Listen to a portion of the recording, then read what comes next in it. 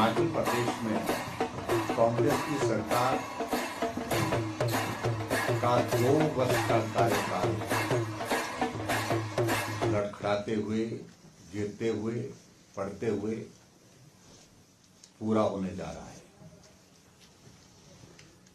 और हमें जानकारी मिली है कि 2 वर्ष के कार्यकाल पूरा होने पर हिमाचल प्रदेश की सरकार जश्न मनाने जा रही है और शायद जश्न के लिए स्थान भी निर्धारित किया गया है। शायद बिलासपुर का जिक्र आ रहा है। आज तक की सबसे निकम्मी सरकार अगर गिनी जाएगी तो वर्तमान में हिमाचल प्रदेश में सुखविंदर सिंह सुक्खू जी के नेतृत्व में जो 2 वर्ष का कार्यकाल पूरा करने जा रही है। 2 वर्ष का कार्यकाल बीतने के बाद हिमाचल प्रदेश में जो गारंटी अपने सत्ता में आने से पहले दे रखी थी, क्या वो गारंटी अब पूरी हो गई? और उन गारंटियों का जिक्र हम इसलिए कर रहे हैं विशेष तौर से क्योंकि कहा गया था कि कैबिनेट की पहली बैठक में फैसला लिया जाएगा। क्या हिमाचल प्रदेश में 300 यूनिट बिजली देने की बात आपने कही थी, क्या वो पूरी कर दी? आपने हिमाचल प्रदेश में कैबिनेट की पहली बैठक में यह फैसला लेने की बात कही थी कि 18 से 60 साल की महिलाओं के लिए 1500 रुपए उनके खाते में दिसंबर महीने के बाद जो है वो चुनाव बीतने के बाद अर्थात मिलना शुरू हो जाएंगे। क्या वो मिलने शुरू हो गए?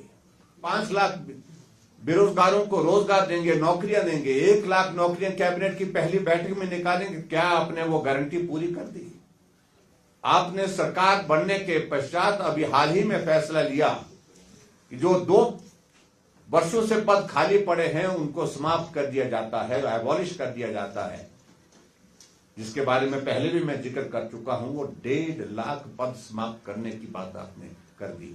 कहां नौकरी देने की, 5 लाख नौकरी देने की बात कही थी। और आज इस बात को लेकर के पूछते क्या गोबर की गारंटी पूरी हो गई? क्या दूध की जो गारंटी दी थी आपने पूरी हो गई?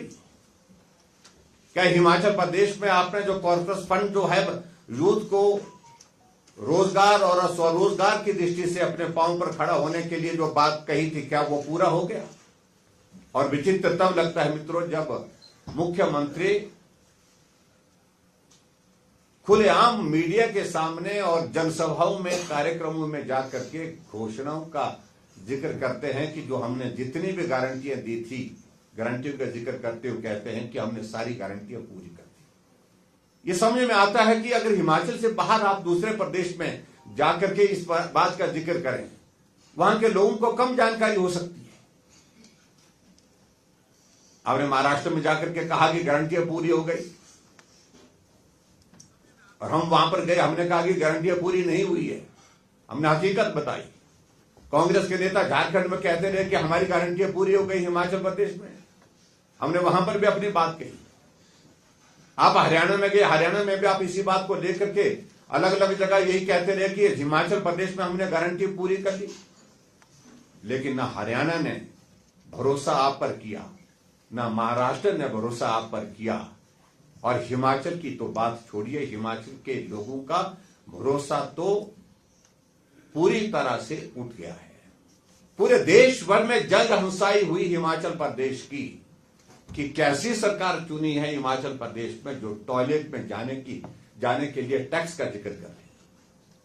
और हैरानी की बात होती है कि मुख्यमंत्री कहीं एक इंटरव्यू दे रहे थे, एक अखबार है, न्यूज़पेपर है, उसमें कि हमने टॉयलेट टैक्स का जिक्र नहीं किया। तो नोटिफिकेशन में आपकी सरकार ने उसका जिक्र किया हुआ है। सीवरेज टैक्स हमारी गवर्नमेंट के दौरान जो है वो 50% से 30% किया था। भारद्वाज जी को जानकारी इस बात की है। हमने उसमें भी कम किया, सीवरेज टैक्स भी कम किया। लेकिन यहां तो टॉयलेट टैक्स की बात आ रही है।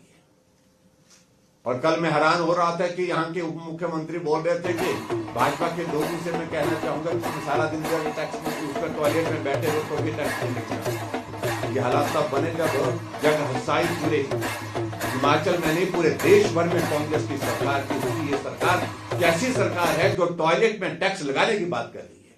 आपने नोटिफिकेशन की, उसके बाद आपने विड्रॉ की है। इस बात को क्यों नहीं कहते मुख्यमंत्री और उप मुख्यमंत्री? अरे नोटिफिकेशन आप करते हैं, दोष हम पर लगाते हैं। कोर्ट का एक फैसला आता है, उस फैसले के मुताबिक हिमाचल भवन जो ही गिरवी रखने की परिस्थिति बन गई, उसको ही नीलाम करने की परिस्थिति बन गई, उसको अटैच कर दिया गया। हिमाचल भवन जैसी जो प्रेस्टिजियस और बेशकीमती संपदा हिमाचल की, उसको गिरवी रखने की स्थिति आ गई, उसको नीलाम होने की स्थिति आ गई। और उसके बावजूद भी बोल रहे हैं कि कोर्ट का फैसला कोई चौंच नहीं मार सकता है। क्या ये सत्य नहीं कि उस कंपनी ने इनके सामने अपना पक्ष रखते हुए बात कही थी कि हम जो है उसमें इंटरेस्ट छोड़ देते हैं आपको, उस कंपनी ने लिख करके दिया था, आप हमारा मूलधन वापस कर दीजिए, हम इंटरेस्ट छोड़ देते हैं, लेकिन उसके बावजूद नहीं दिया। और 7% इसके साथ इंटरेस्ट के साथ आज वो अमाउंट जाकर के 150 करोड़ तक के पहुंचा है। अब दिल्ली से अपने सीपीएस को बचाने के लिए 50-50 लाख रुपए एक वकील को एक बार के दे रहे हैं। सीपीएस की कुर्सी पर 6 करोड़ रुपए से ज्यादा हिमाचल प्रदेश में वकीलों को दे जा चुका है। और मेरी जानकारी के मुताबिक अभी एक हियरिंग का दिल्ली में जो सुप्रीम कोर्ट में जो अभी लगी थी, कितनी 22 तारीख को लगी थी, 22 तारीख को सीपीएस की कुर्सी को बचाने के लिए 3 करोड़ रुपए जो है 3 करोड़ रुपए और वकीलों को दे दिए गए। उस पर तरस नहीं आ रहा है कि हम हिमाचल के लोगों का, गरीब लोगों का पैसा है। या हिमाचल प्रदेश में अब टैक्सेस के ऊपर टैक्सेस लगाए जा रहे हैं गरीब लोगों के ऊपर, लेकिन अपने लोगों को जो असंवैधानिक तरीके से बनाए गए हैं, गैर कानूनी तरीके से बनाए गए हैं, उनकी कुर्सी बचाने, सीपीएस की कुर्सी बचाने के लिए आप करोड़ों रुपए खर्च कर रहे हैं। तो वकील आपके दिल्ली से आते हैं, उनको स्टेट गेस्ट का दर्जा दिया जाता है, 5 स्टार होटल में उनको ठहराया जाता है। और उसके बाद एक फैसला और आ गया कि हिमाचल प्रदेश में एचपीटीडीसी के 18 होटलों को बंद करने की तारीख 25 तारीख निर्धारित हो गई। और उसमें तो मैं कह रहा हूं, मैं यह आरोप लगा रहा हूं, खुलेआम आरोप लगा रहा हूं, ये हिमाचल प्रदेश को बहुत बड़ी साजिश के तहत जो है बेचने की शुरुआत हो रही है। मुख्यमंत्री जी का जिसका मैं जिक्र कर रहा हूं, और उस इंटरव्यू में उन्होंने स्वीकार किया कि मैं हिमाचल प्रदेश में जो हमारे लॉस मेकिंग यूनिट्स हैं उनको हमको देना पड़ेगा। प्राइवेट कंपनी को, उन्होंने कहा कि प्राइवेट कंपनी को देना चाह रहे हैं, वो कहां देना चाह रहे हैं। इसके पीछे मित्रों मैं आपको बता रहा हूं कि बहुत लंबे समय से प्रयास चल रहा था, बहुत सारी पार्टीज को बुलाया जा रहा था, बुला करके उनके साथ बातचीत चली हुई थी, ये आपको देंगे, ये आपको देंगे, ये आपको देंगे, ऐसी ऐसी बातें चल रही थी। और कोर्ट की आड़ ले करके ये एक रास्ता निकालने का प्रयत्न कर रहे थे।